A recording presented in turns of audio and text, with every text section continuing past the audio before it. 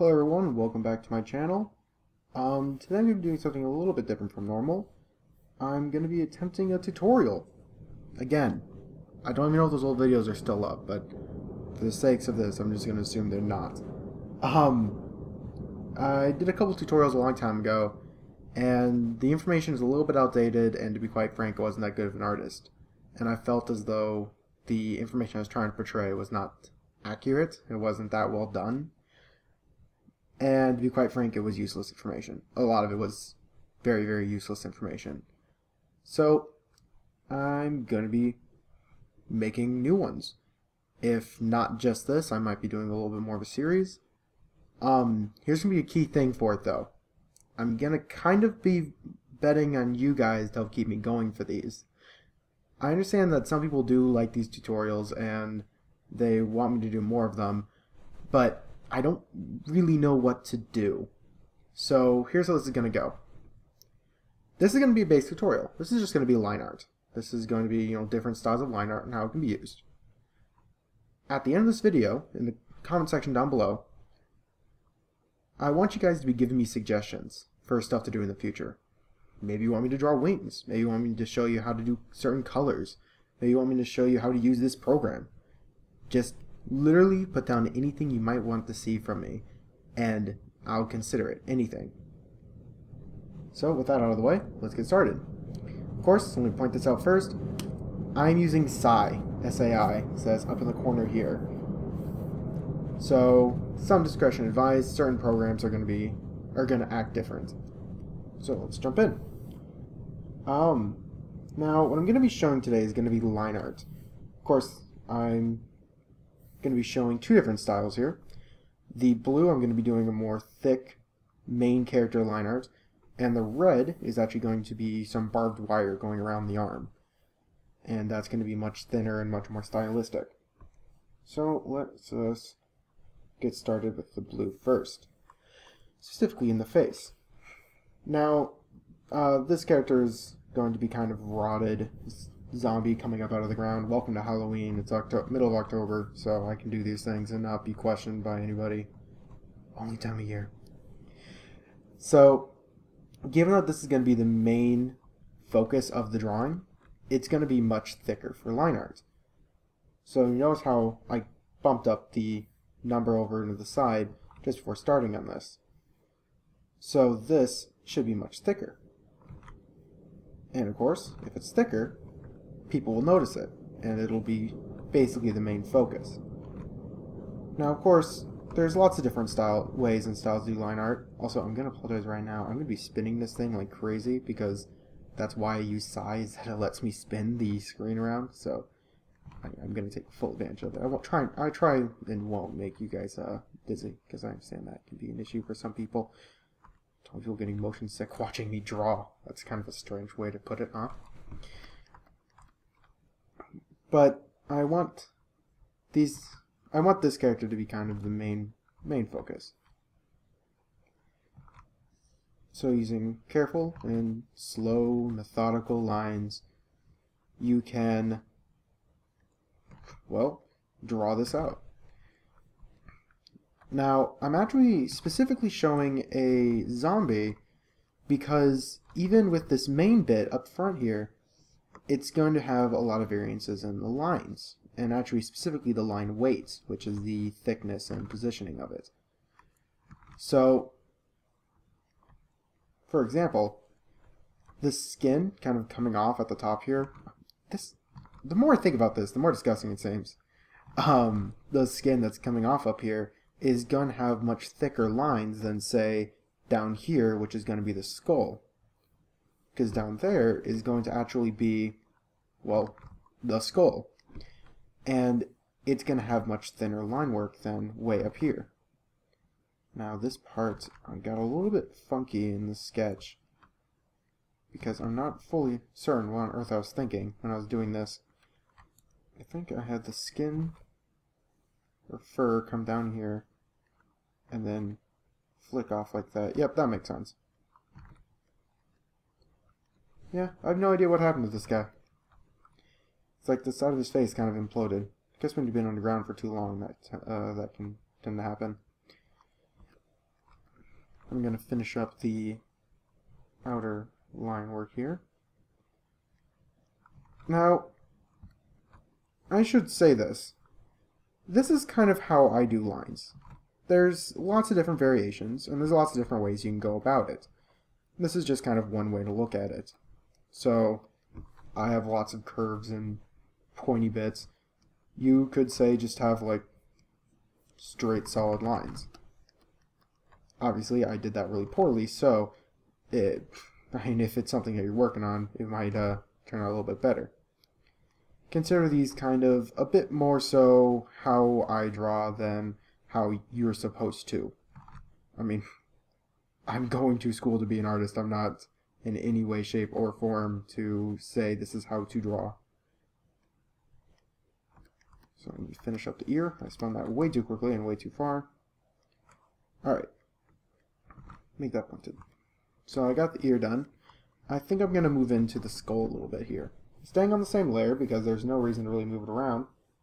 Did I make that thing blue? No. Okay. I thought I made that blue that whole time. So I'm going to drop the size of the pen just a little bit, not too much. That's way too much. Come on. Precision is not my friend. So now I'm going to draw into the skull. Now the skull itself is going to be a bit more straight lines because you're not going to be moving. The skull's not going to be moving around. It's as simple as that. It's just not going to be moving. So there's no reason for it to be all flowy and freehand and crazy like that. It's going to be much more rigid and straight lined. Same goes for the exposed teeth on the side here. Which I still have no idea how to really draw furry teeth in a skull. I need to work on that a little bit. Different project for a different time. And just kind of some basic teeth. No reason to get crazy or anatomically correct. We just need to have those be there. Now, eye socket is going to be very, very similar. Actually, these are just going to be circles because there's no skin around it to say otherwise. And in fact, I'm going to give this a little bit more of an artistic flair. Erase the side. I just made that white. And I'm going to put a crack right there. Look, Bob Ross. Just going to put a crack right in the middle of the skull. Don't tell anybody. It's going to be our little secret. You're all wonderful people. Yeah, I think that gives it a little bit of a nice flair. So, if we back out a little bit, we've zoomed in a little bit too much. Remember how the skin on the outside is much thicker than the skull on the inside. And if I pull away that, it actually kind of gives it a different size. Notice that it almost gives an impression that this is a different space than over here, just because the line is of a different weight or a different size. Same goes for the teeth and the eye. And it's really as simple as that. Sometimes the really small sizes can get you what you really want, and the larger things are more expressive. So, if we move over a little bit and take a break from that size, we're going to work on the barbed wire. Man, this thing is just like dark.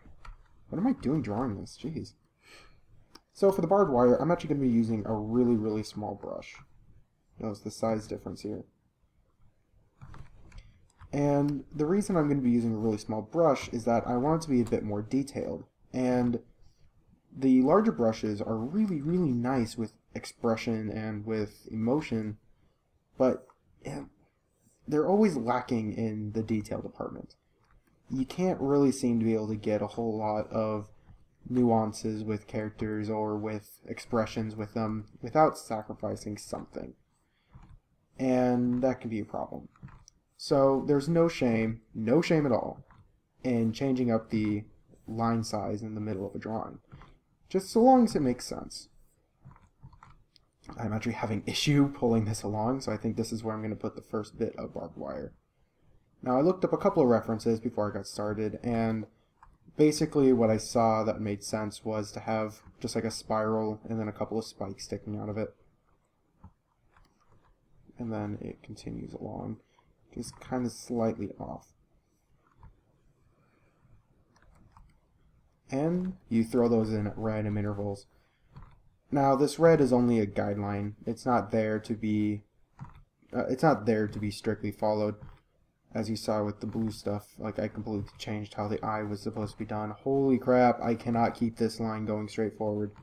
I'm so sorry, everybody. The undo button is my best friend. Ugh. Okay. So I think I'll throw the other one here. Now, some stuff you have to be careful, especially when using the small lines, is, like right here, they faded off into nothingness. And the really, really weak lines like that are not welcome here. You don't want those things to fade off into nothingness. You want them to have a very, very strong connection with the rest of the lines, because then it'll just make things feel disjointed and artificially added on, and you don't want that effect on this, especially when you're trying to create barbed wire and like a bloody character. This is a great way to start off a tutorial, isn't it? Just have a guy jumping out of the ground. Oh boy. Now I'm going to erase this bit up here. I feel like this is a really good spot to add in another barbed wire. Well, is this the barbed wire, or are these the barbs on the wire? I guess I didn't look that one up.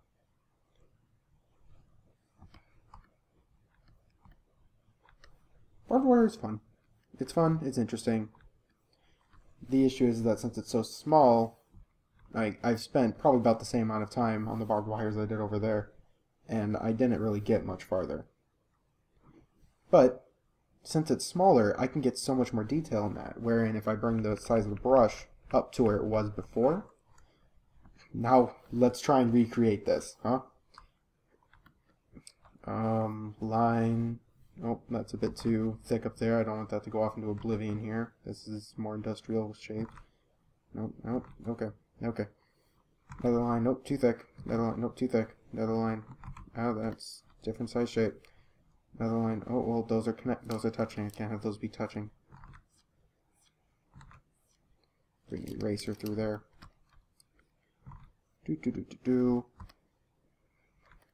Alright, for time's sake, let's try and throw a barbed wire at the end of this. Oh, nope, I made that way too thin.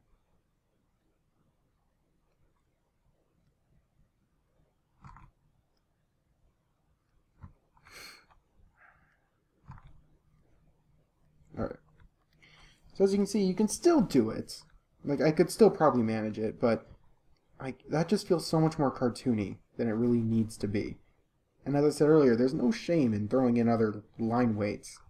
So, sorry to say, I'm going to have to erase that away, and I'm going to be stuck with and happy with my size 12 or 14. I think it was size 12. Size 12 sketch here.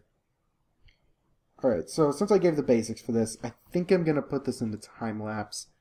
I'll see you guys at the end of this when I have all the line work done and kind of go over anything. Be back soon.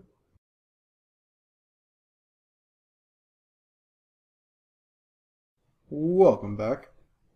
That actually took a little bit longer than I was expecting, but nonetheless, I think I made my points. Whoop, and I ended up zooming back out again. So, as I zoom back in, ignoring a lot of the color thrown in, you can see that there's a lot more detail going down the barbed wire than I could ever have in the actual body itself. In fact, it's almost kind of without detail at all. And I hope it came through, but I actually spent quite a bit of time on the barbed wire, and at a certain point I kind of gave up making it uniform. Just kind of made it rusted and falling apart. Actually made it look like it broke off up here. I was contemplating putting more behind him, but I decided against it. Now, one thing I do want to point out, though, that I did for the background, since this is a line art episode, so I'm going to be pointing out line art stuff I did. But notice how, remember earlier I was talking about how you don't want it to fade out, but here I specifically made it fading out. I actually did that on purpose to imply that this whole area is kind of disappearing into or this roughed up area is kind of disappearing away, or it's not actually broken ground over here. I just realized I actually missed a spot right there. Oh, no, let me manage that one. No, I can't erase it. Where? What layer is that on? What? What? Okay, this is gonna bug me. This is gonna bug me. Oh, jeez. Okay, it's on this layer.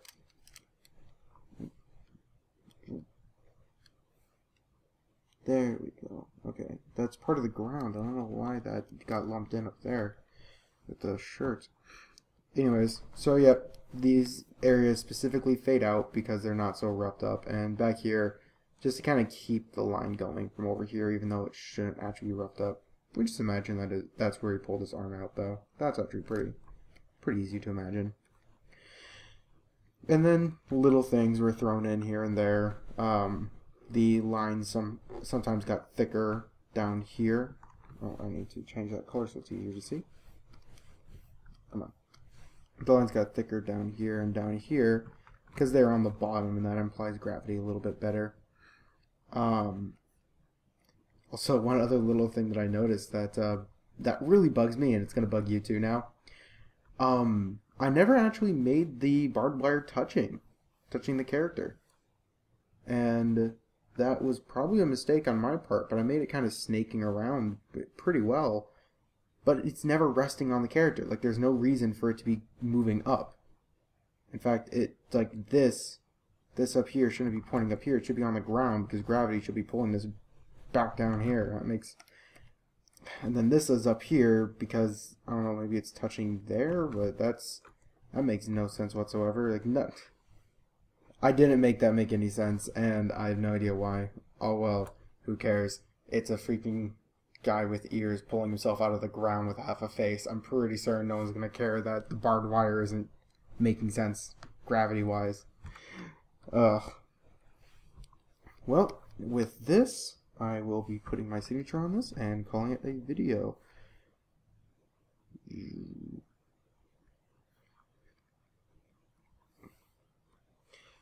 Thank you all for watching. Please comment below. I don't care if you like or subscribe. Like, subscribe if you like the videos, like if you want to share them, do what you want in that case. But like, please comment down below, if nothing else, just what you might want to see in the future. Because I'm not really going to keep these going if nobody wants to actually see anything. That's the cold hard truth of this. So, with that aside, thank you all for watching. Have a wonderful day.